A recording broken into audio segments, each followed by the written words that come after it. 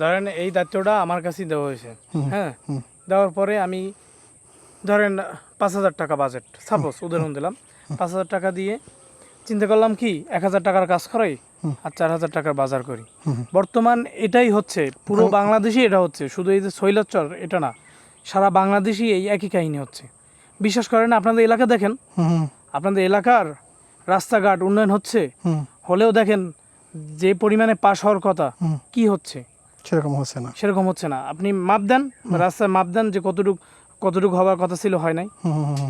এটাই হচ্ছে, সারা বাংলাদেশই এটা হচ্ছে। আসলে বাংলাদেশে জন্ম নেওয়াটাই আমাদের ভুল ছিল, অভিশাপ, পাপ, এক কথা। হ্যাঁ, এই পাপ জীবনে করছি, আর বাংলাদেশে সবাই চোর, এক কথা। এখন এই সারা জীবনে এই পাপ নিয়ে মৃত্যুর একদিন পর্যন্ত এটা জ্বলতেই হবে। রাইট। আসসালামু আলাইকুম। আজকে আমি এসেছি ঝালকাঠি জেলার কাঠালিয়া উপজেলার সেই ঐতিহাসিক টুরিস্ট স্পট শৈলারচর।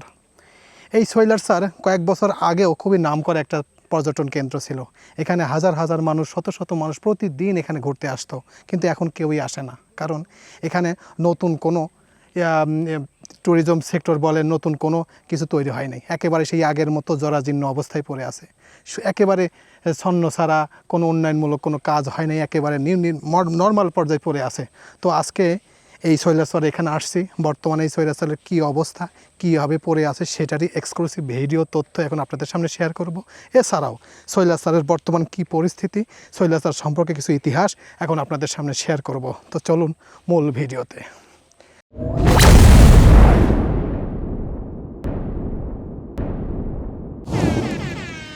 আসলে শৈলারচর কী কারণে বিখ্যাত হয়েছে সেটা কি জানেন?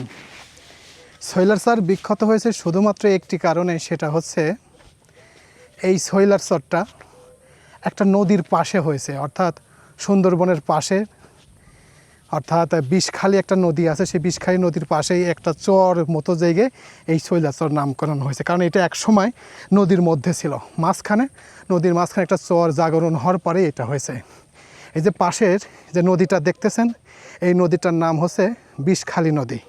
তো বিষখালী নদীর মাঝখানে এরকম একটা চর জেগেছে, এবং এই চরের মাঝে যেসব গাছগাছালি যা কিছু দেখতেছেন, এইটা হচ্ছে মূলত সুন্দরবনের কিছু ছায়া। কারণ এখান থেকে মাত্র 50 থেকে 60 কিলোমিটার দূরেই সুন্দরবন অবস্থিত। তো সেই সুন্দরবনেরই কিছু গাছগাছালি এখানে আসছে, এসে এখানে এই গাছগুলো হওয়াতে আস্তে আস্তে একটা বিশাল জঙ্গলে পরিণত হয়েছে। তারপরে এটার নামকরণ হয়েছে শৈলারচর, অর্থাৎ এখানে শৈলা নামে একটা গ্রাম আছে, সেই গ্রাম থেকেই এই শৈলারচর নামকরণ করা হয়েছে। তবে দুঃখের বিষয় হচ্ছে এই শৈলারচর এখন একেবারে বিলুপ্তির পথে, মানে এই উন্নয়নের কোনো ছোঁয়া নাই। বিভিন্ন সরকার বিভিন্নভাবে বিভিন্ন প্রতিশ্রুতি দিছে, কিন্তু আসলে এই ট্যুরিজম সেক্টরটা যে উন্নয়ন করতে হবে সেগুলো তারা এখন পর্যন্ত করে নাই। আর এই জন্যই খুব দুঃখ প্রকাশ করতেছি যে আসলে এত সুন্দর একটা পর্যটন কেন্দ্র, বিশেষ করে ঝালকাঠি জেলার একটা ঐতিহাসিক জায়গা, আর সেটা একেবারে জরাজীর্ণভাবে পড়ে আছে। এটা আসলে যখন এখানে আসি তখনই মন খারাপ হয়ে যায় যে কেন এটা উন্নয়ন করে না। দেখেন এই যে পাশে যে নদীটা, এই নদীটা কিন্তু বাংলাদেশের একটা ঐতিহাসিক নদী, অর্থাৎ এই নদীর নাম আপনারা সবাই শুনছেন। এই নদীটার নাম হচ্ছে বিষখালী নদী। এই নদীর ইলিশ মাছ এত টেস্টি, সেটা কল্পনার বাইরে। এই পৃথিবী মানে বাংলাদেশে যতগুলো নদী আছে, বাংলাদেশে তো প্রায় 750 নদী আছে, 750 নদীর মধ্যে 2টা নদীর ইলিশ মাছ সবচেয়ে টেস্টি। সেই 2টা নদী হচ্ছে, একটা পদ্মা নদী, দ্বিতীয়টা হচ্ছে বিষখালী নদী। এই বিষখালী নদীর ইলিশ মাছ এত টেস্টি যেটা অকল্পনীয়। যদি আপনারা বিষখালী নদীর ইলিশ মাছ খেতে চান, অবশ্যই কমেন্ট বক্সে আপনাদের মোবাইল নাম্বার, ফোন নাম্বার দিবেন। আমরা বিষখালী নদীর অথেন্টিক ইলিশ মাছ, একেবারে খাঁটি এই নদীর ইলিশ মাছ আপনাদেরকে সরবরাহ করতে পারবো। এছাড়াও বিষখালী নদীর এখানে আরও অনেক ধরনের মাছ পাওয়া যায়। এক কথা সাগরের মাছ পাওয়া যায় বিষখালীতে, আরও অনেক কিছু পাওয়া যায়। এক কথা এইখান থেকে সাগর তো বেশি দূরে নয়, তো এখানে সব কিছু পাওয়া যায়। দেখেন এই যে বিষখালী নদী, এই বিষখালী নদীর পাশেই এই চরটা জেগেছে। এই চরের নামই করা হয়েছে শৈলারচর, অর্থাৎ শৈলা গাছ। এই যে বিভিন্ন দেখতেছেন এই যে এইসব গাছের নাম শৈলা গাছ, এই শৈলা গাছ থেকেই এটা শৈলারচর নামকরণ করা হয়েছে। আর এই যে লোকেশনটা হচ্ছে ঝালকাঠি জেলার কাঠালিয়া উপজেলার সদরেই অবস্থিত। আমুয়া এবং কাঠালিয়ার মাঝখানে এই শৈলার নামক একটি গ্রামে এখানে অবস্থিত। তো এই যে এখন বিলুপ্তির পথে দেখেন এখানে কোনো লোক নাই, মানব শূন্য। তবে শুনেছি যে এটা উন্নয়ন করা হবে, জেলা প্রশাসনের সে এখানে অনেক ইউনো মহোদয় আসে বলছে যে এটা উন্নয়ন করব, এটা অনেক কিছু করবে ইত্যাদি ইত্যাদি, কিন্তু এখন পর্যন্ত উন্নয়নের কোনো ছোঁয়া এখানে লাগে নাই। আসলে কেন উন্নয়ন করে নাই সে বিষয়ে কোনো কিছু আমরা না জানি না, তবে বিভিন্ন মানুষের কাছে শুনছি যে এখানে উন্নয়নের জন্য বাজেট আসে, টাকা আসে, সেগুলো তারা খেয়ে ফেলে, এগুলো তারা নিজের পকেটে নেয়, উন্নয়ন কোনো কাজ করে না। তবে দেখেন কত গাছ, এই যে এটা আমাদের এলাকায় তো এটা বলে হচ্ছে ঢোলকর্মী, এদিকার মানুষ কী বলে যায় না, এটা একটা ওষুধি গাছ। আর এই এই টুরিস্টের নাম যে শৈলা গাছ হয়েছে কী কারণে, সেই শৈলা গাছটা আপনাদের দেখানোর চেষ্টা করব। এই যে এই গাছটা হয়েছে শৈলা গাছ, এই যে আপনার দেখাই, এই যে এইটাই হচ্ছে শৈলা গাছ। এই যে দেখেন, এই যে দেখতেছেন গাছ, শুধু গাছ গাছ আর গাছ, এই সব সুন্দরবনের প্রতিচ্ছবি। এইটাই হচ্ছে শৈলা গাছ। এই শৈলা গাছ মানে প্রচুর পরিমাণে এখানে শৈলা গাছ হয়েছে, এই শৈলা গাছ থেকেই এটার নামকরণ হয়েছে শৈলা গাছ বা শৈলার চর। দেখেন শুধু শুধু গাছ আর গাছ, এত গাছ হয়েছে সেটা কল্পনার বাইরে। তো সরকার এবং প্রশাসনের দৃষ্টি আকর্ষণ করব যে এই ট্যুরিস্ট সেক্টর, এই পর্যটন সেক্টরটা একটু উন্নয়ন করা হোক, যেন এখানে বা বাংলাদেশের দূর দূরান্ত থেকে মানুষ এখানে আসে, এখানে বসার মতো একটা জায়গা থাকে, এখানে থাকার মতো কোনো একটা ট্যুরিস্ট স্পট থাকে। বিশেষ করে এখানে যে দর্শনার্থীরা এসে থাকবে কোথায়, খাবে কোথায়, মানে এই ছয়টা যদি ভালো মানে একটা হোটেল থাকে কিংবা ইত্যাদি এগুলো যদি থাকে, তাহলে আস্তে আস্তে এখানে পর্যটন বাড়তে থাকবে।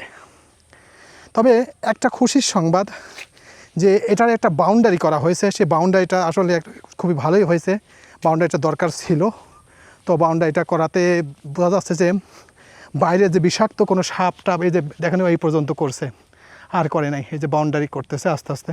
এখন এটা কবে শেষ হবে জানি না, তবে শুনছি যে এটা হবে, তবে যে বিভিন্ন দুর্নীতির কারণে সেগুলো কমপ্লিট হয় নাই। কিছু কিছু স্থাপনা করেছে, এই যে একটা স্থাপনা করছে, চলেন দেখে আসি।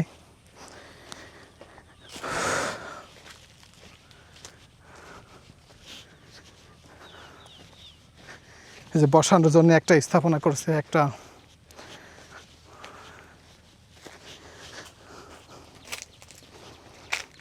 এই যে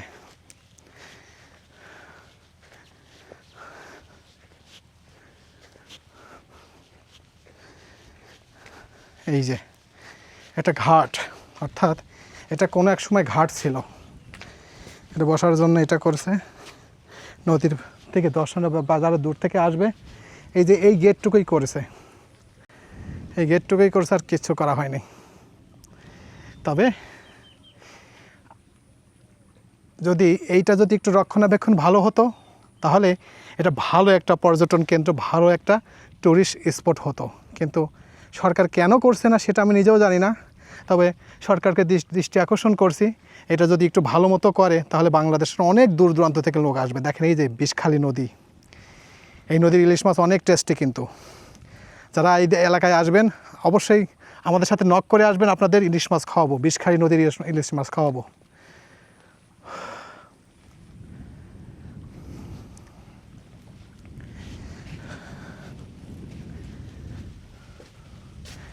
আর শৈলাশ্বরের যদি দৃশ্যমান কিছু দেখতে চান, হালকা একটু উন্নয়নের মূলে তার এই ছোট্ট একটা ঘর করছে, তাছাড়া একটা মাঠের পাশে একটা ছোট টিন শেড করছে, একটা বিশ্রামাগার হয়েছে কিন্তু ওটা বন্ধ থাকে, যদি সরকারি কেউ আসে তাহলে খোলে, আর কেউ না খোলে না। দেখাই আছে তো ভাসমান পর্যটন কেন্দ্র শৈলারচর, আপনাকে স্বাগতম, কিন্তু এমন স্বাগতম কেউই নাই এখানে। তাহলে এই স্বাগতম বলার লাভ কী রে ভাই? ভুয়া স্বাগতম বললে কি কাজ হয়? ভুয়াই। দেখেন এই যে একটা জিরাফের ছবি দিয়েছে, ওখানে একটা টয়লেট আছে কিন্তু টয়লেট ময়লা ভরপুর, একেবারে ময়লায় ভরপুর। এই যে একটা জিরাফের ছবি দেখেন, দেখেন এই হচ্ছে মোটামুটি শৈলেশ্বরের বর্তমান দৃশ্য, আর কিচ্ছু নাই।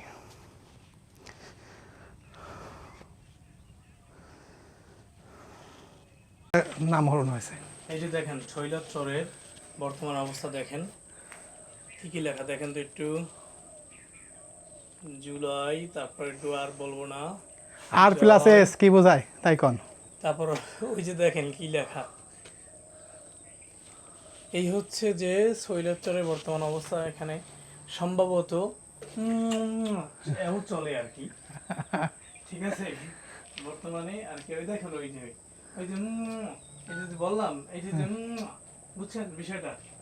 এই হচ্ছে এখানে আসলে শৈলচরে আসলে শৈলে এত ভিটামিন আসে কোথা থেকে বুঝছেন? এই শৈলে গাছগুলো এত সুন্দর কিভাবে বলেন তো? এই যে উমার পরে যেগুলো পড়ে না, ওইটা দিয়ে ভিটামিন আসে, ভিটামিন ডি। Vitamin D. সেই জন্য এত গাছপালা এখানে দেখেন কত সুন্দর সুন্দর গাছপালা আছে। এই জন্যই আসলে এই সারগুলো এই গাছপালায় পায় নাকি ভাই? এখানে ভিটামিন ডি পাওয়া যায়। ভিটামিন ডির সাথে আরেকটা জিনিস আছে, ওটা বলবো না, ওটা আকর্ষণ করে, মানে কি বলে, দুই মধ্যাকর্ষণ শক্তি আকর্ষণ করে, সেই জিনিসটা বেশি থাকার কারণেই এই যে মানে শৈলস্থলের এইসব ভিটামিন মানে বেশি উর্বর। উর্বর, তাই তো।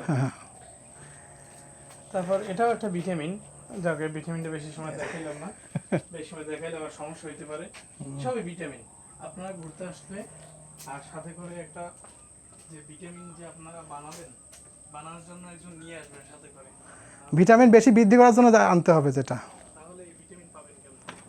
এই যে দেখেন ভিটামিন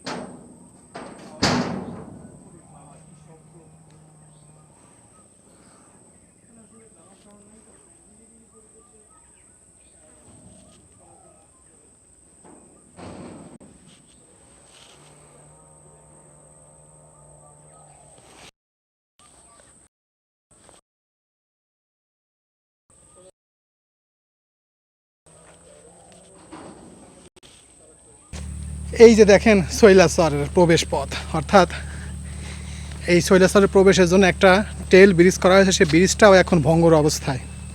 এই ব্রিজটাও এখন যে কোনো সময় একটা বড় ধরনের দুর্ঘটনা ঘটতে পারে। এই দেখেন কি অবস্থা, এখানে ইট দেওয়া হয়েছে, একটা যদি ছোট মানুষ যায় যে আপনার ঠুসকা লেগে পড়ে যেতে পারে। আবার এদের মাঝখানে দেখেন কি একটা ভয়ঙ্কর ব্যবস্থা করে, দেখেন এখানে যে কোনো সময় একটা বড় ধরনের দুর্ঘটনা ঘটে সে ভিতরে পড়ে যাইতে পারে। তো একটা পর্যটন কেন্দ্রে যদি যাওয়ার পথে যদি এরকম হয় তাহলে কি অবস্থা হয় বলেন? এছাড়াও দেখেন একেবারে টোটালি ভাঙা। এই যে এটা নদী, পাশে এটাও একটা নদী, আর চারপাশে শৈলচর। পাশে যে গাছগুলো দেখতেছেন এই গাছের নামই শৈলা, আর এই শৈলা থেকেই এই স্পটের নাম হয়েছে শৈলাসর। কিন্তু দুঃখের বিষয় এই শৈলাসর এখন রক্ষণাবেক্ষণের লোক নাই। আর এই যে 2 বছরের মধ্যে সরকার পরিবর্তন হয়েছে তো 2-3 বার, এই জন্য এখানে প্রশাসকও নাই, যে যার মতো যা আসছে হই লুট করে খেয়ে ফেলেছে। এটাই হচ্ছে বড় দুঃখের বিষয়। আর একটু আগে যে কথাগুলো বললাম, আসলে 10 টাকা বাজেট পাস হয়েছে, 9 টাকা পকেটে নিয়েছে, 1 টাকার কাজ করছে।